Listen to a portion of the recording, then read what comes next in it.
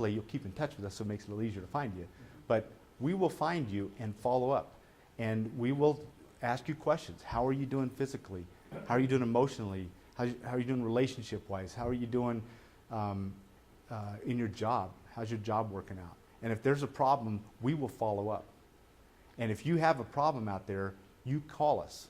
And you say, I'm having a problem with this or that, we will call in the Calvary.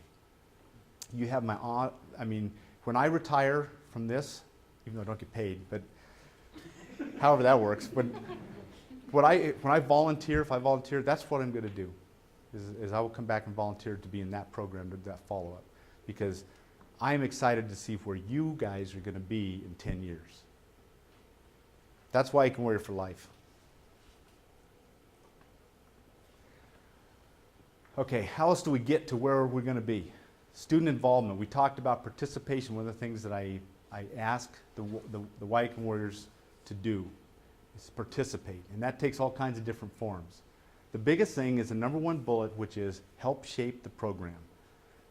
This is something we're still struggling with because we are still a new organization, but you guys are the ones that need to shape the program. If there's something that needs to be done, something that isn't being done right, what we need you to do is to be part of the team to solve the problem. It's okay to identify the problem, but if it's become something that needs to be fixed, participate. Help us solve that problem so that others don't have to struggle with the same thing. There's something that's called a Warrior Council that was actually developed within a meeting by the first two classes, the Pathfinder classes. Warrior Council is something that is ideally requested by another Wyakin Warrior. If there's a warrior that's in crisis, whatever sort of crisis it could be, it could be discipline. We don't want to emphasize the discipline part, but it could be discipline. But if it's somebody, somebody's depressed, or somebody is having some sort of, I don't know, marital crisis, or whatever you want to say, the Warrior Council is there to help the brothers and sisters in arms. That's the concept. Communication, continuous improvement. We need to keep getting better. We are recognized right now, just so you know, as the best program in the country for the transition, job training, and job placement for wounded veterans. Best one in the country, and we have a long ways to go. Continuous improvement, that reputation will continue to grow, especially as the numbers grow. I guess I hit participation about 100 times, so I won't say it again. And then professionalism. I'll touch on this briefly. For those who don't know, I am a Facebook lurker, and for the Wyakin Warriors who are relatively new to the program, I will eventually convince you to friend me on Facebook.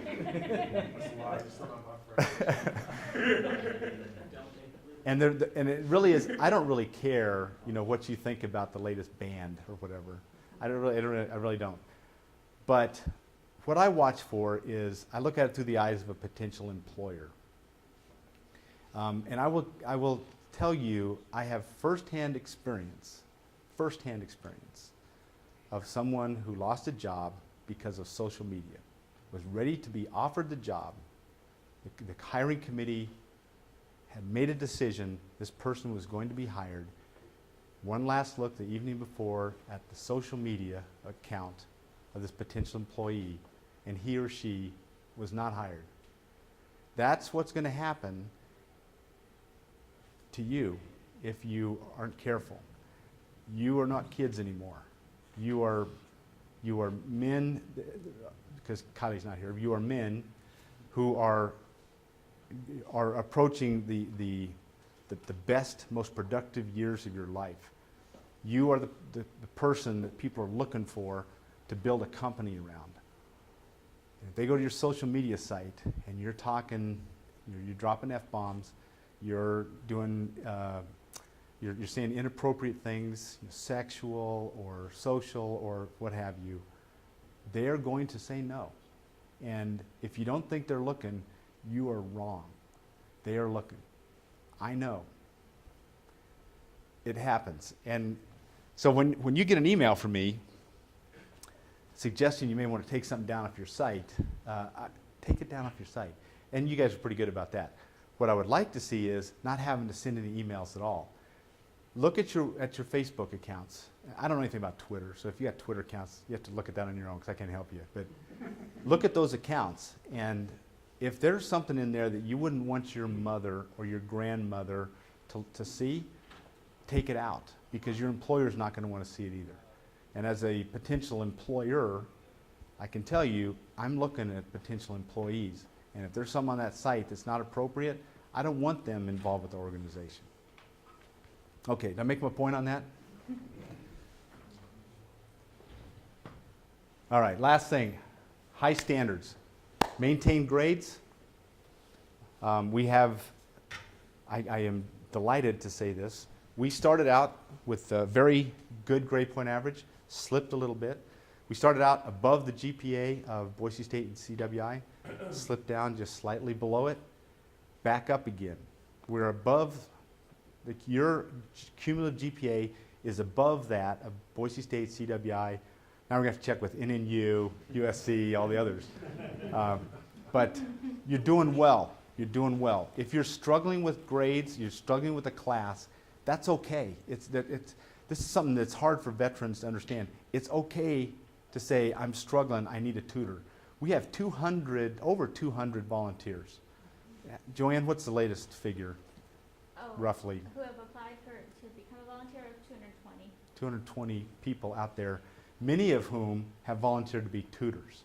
And I won't embarrass anybody in this room, but there are guys in this room right now who have had some very good success with good tutors. And those, oh, by the way, those Wyakin Warriors are doing very well in their GPAs. So if you are struggling, don't worry. I mean, for crying out loud, I had a Latin American Studies degree, and the Navy sent me in its infinite wisdom to be a physical oceanographer and meteorologist, and sent me a bunch of physics and math classes. I mean, the first year I was in school, I didn't even know what an integral was, and they were talking about integrals in all my classes. I mean, and it really struggled. So tutors are there to explain that stuff to you. So work with us. We want you to be successful. I don't take any pride in you know what sort of grade point average you have. I'm happy for you because I know that that's going to help when it comes to resume time to say you've got a 3-point whatever GPA. More importantly, I want you to graduate. I want you to get that certification and keep your grades up. It gives you that buffer. So work on that. Completion, we talked about that, and then we're going to talk about the heart of what a Wyakin Warrior is. And for those who, oh, you lost yours, James? Yeah, right. I can tell you about the coin. We give the coin to people to say thank you for doing something good for others. None of the Wyakin Warriors have a coin yet. The way that they earn a coin is by completing a service project. You remember we moved the service project up in importance? We mean this. This is something, once you've completed something, you've done something for other people, or you've done something for the organization or something like that, that is what a coin is for, to give you, it's an award. To give you the significance of the colors, the design, the Wyakin Warrior logo is our second logo. The first logo was a wolf that howled at a moon. I was very proud of it. I drew it. I thought it was pretty cool. And Senator Marv Hagedorn said, "You used a wolf? I mean, could you choose a more controversial animal in the whole state of Idaho?" So I said, okay, let me go back to the drawing board on that. So I went back, and I don't know where this came from, but the idea was and full disclosure, this is an accident. But a good friend of mine, who some of you know, Colonel David Sutherland, said, what I did was I looked at a bunch of pictures on the internet, because I had to draw Army guys, and I'm a Navy guy. So, and they were walking in a formation, and a lot of times they're walking in a formation like this, and I thought, okay, that seems representative, and it shows depth and all that. So that's what I drew, was something along those lines. Well, what I didn't know was this is called a diamond formation. And diamond formation, Army guys, don't laugh at me, because this is a cartoonist version of an Army thing, and you know. But the way he explained it to me was, diamond formation gives you maximum firepower, maximum protection. And I thought, what a wonderful metaphor by accident for what we are doing. So I love the logo even more because of that. It's a diamond formation, maximum protection, maximum firepower. Up in the upper right-hand side is a little Wyakin. It's an eagle. It represents, it can't be a wolf, obviously, so I made it an eagle, because an eagle, I think, is a nice representation. But most people don't see that when they see the logo.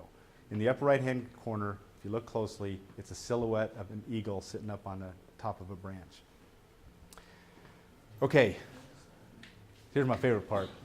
The backside. Favorite because I drew that eagle. And as a cartoonist, I'm not an artist, so I'm very proud of that. It took me forever. But in the middle of the coin, James, where's your coin at? Seriously. Right. Rub Something good. no. Don't touch that. Yeah, fill the back of it there. There's an eagle in the middle there. The eagle is representing a Wyakin, of course, but also representing the country that we all served. I thought was really neat. I liked the idea. I went through a bunch of different pictures to find the one that appealed to me, and the one that appealed to me was an eagle. I think the most dramatic time of an eagle's flight is when it's about to grab onto a branch or grab some prey, and it's got its wings flared. That's what that's all about. An action shot. I like that. It's exciting. Behind the eagle is a contour of a mountain. That's Moore's Mountain. Something I forgot to tell you guys earlier. A challenge that I have started to put out, and I will formally put out now, is I would like to take all of the Wyakin Warriors up to Moore's Mountain. What we didn't know when we walked on Moore's Mountain was it's designed for visually impaired hikers. Now, I had no clue that 4 of the 5 first Wyakin Warriors were going to have some sort of visual impairment. I had no clue. But I thought, how cool that the place where this thing was the idea of it came up was on a hiking trail. I didn't even know they had hiking trails for visually impaired. It's designed specifically for visually impaired students. What I would like to do is take all of the Wyakin Warriors up on that trail. The only challenge is I want everybody to go. If we can't all go, I don't want to do it. So the challenge of the class is to figure out how do we do that. We have blind students, we have students in wheelchairs, we have students who can't walk very far because of physical maladies. So if we can do it all together, you'll feel the same thing I did. It's peaceful out there. Very few times you see hikers up there. You maybe see 1 or 2. It's an easy hike. They have like a 1-mile loop. But yes, sir. We need a good one. I was kind of hoping somebody's going to carry me, but yeah. There's a couple cliffs, so we got to be careful. But it's made for families, and if we can do this, all the volunteers, all the staff are more than welcome to join us. And they have picnic tables up there. They have one of those camp, what do they call it, camp counselors, or the guys sit in the trailers all summer long. What's it called? Camp clowns. Yeah, I guess you'd call them that. So Moore's Mountain, though, is where this whole thing started. And that is where, what's that? Camp host. Camp Host, thank you. Camp Host, yeah. So it's well equipped, and I think it'd be a great experience for everybody to go up there. And the weather's getting to be a little cooler, so the next month or 2 before it starts snowing up there, be a good opportunity.